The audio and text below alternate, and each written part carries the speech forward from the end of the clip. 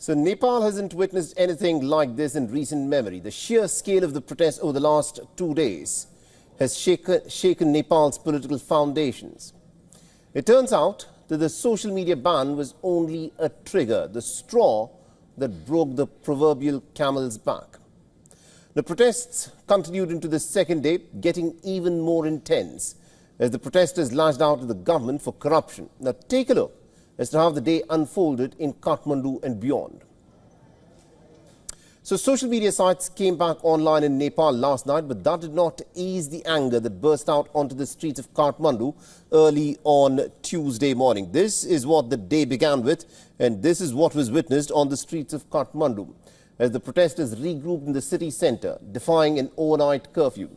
The authorities, of course, responded with an indefinite curfew across the capital and the nearby districts.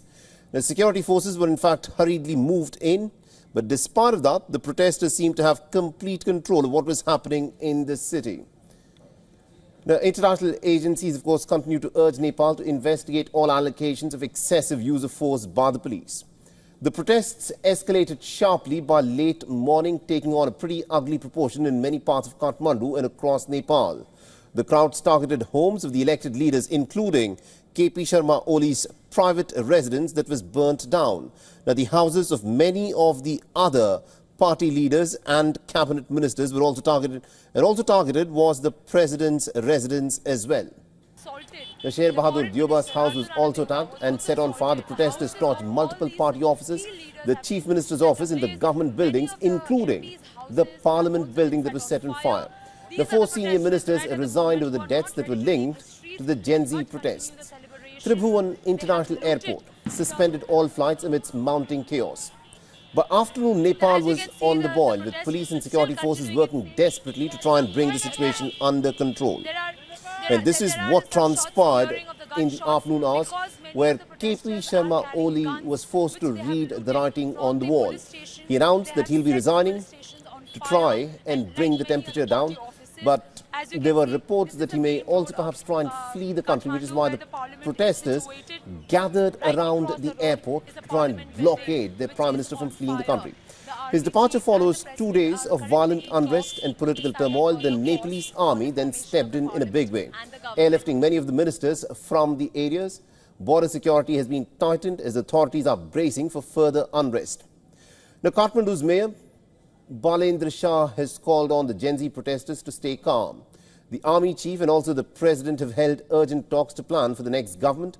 The protesters torched the president's office and court buildings. The crisis deepens as the nation is facing uncertainty and calls for peace. So this, of course, is what has unfolded in Nepal in the span of the last 36 hours in a very dramatic and a very dynamic protest led by the Gen Zers without literally any leadership that one can think of. The protesters brought the Nepalese government to its knees. KP Sharma Oli had to read the writing on the wall and he decided to step down. Remember, his private home was set on fire. The president's house was set on fire. The parliament building was set on fire. The court buildings were set on fire. The home minister had resigned earlier in this day, stating that he cannot escape moral responsibility for what is unfolding on the streets of Nepal.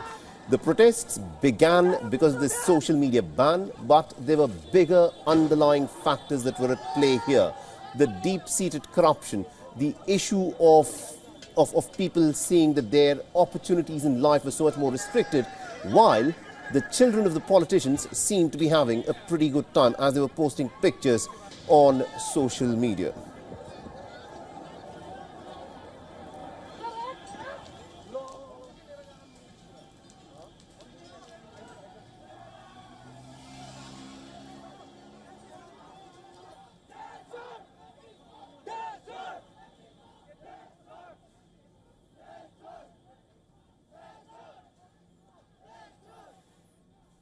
So this is what played out on the streets of Nepal, in the capital city and in several other towns across Nepal, where the people were extremely furious about the general state of affairs, and therefore they took matters into their own hands, and now remains to be seen as to what future awaits the people in Nepal.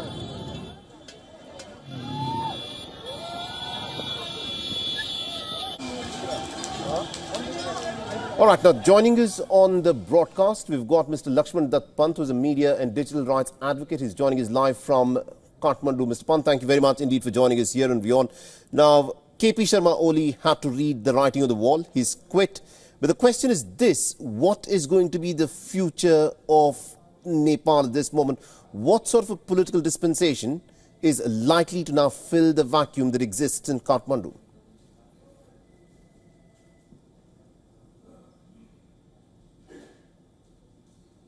Thank you for having me. And as of now, has called to the Gen Z group, the demonstrators and protesters, to join the dialogue. So in a moment,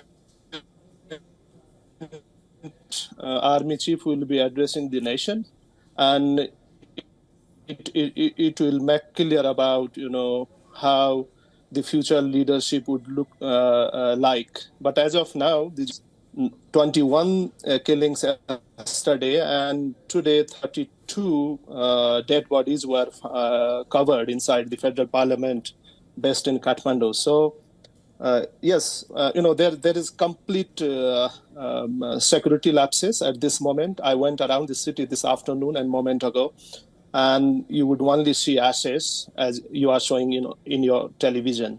So I think we need to go back to how this frustration started, along with the corruption and governance issues, and which triggered along with the ban of social media outlets on 4th of September.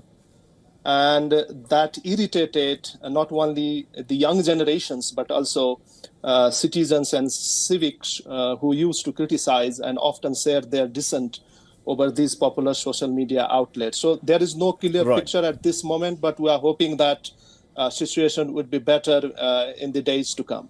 Indeed, Mr. Pant, thank you very much indeed for joining us from Kathmandu and getting us all those details there. Thank you very much. For all the latest news, download the WION app and subscribe to our YouTube channel.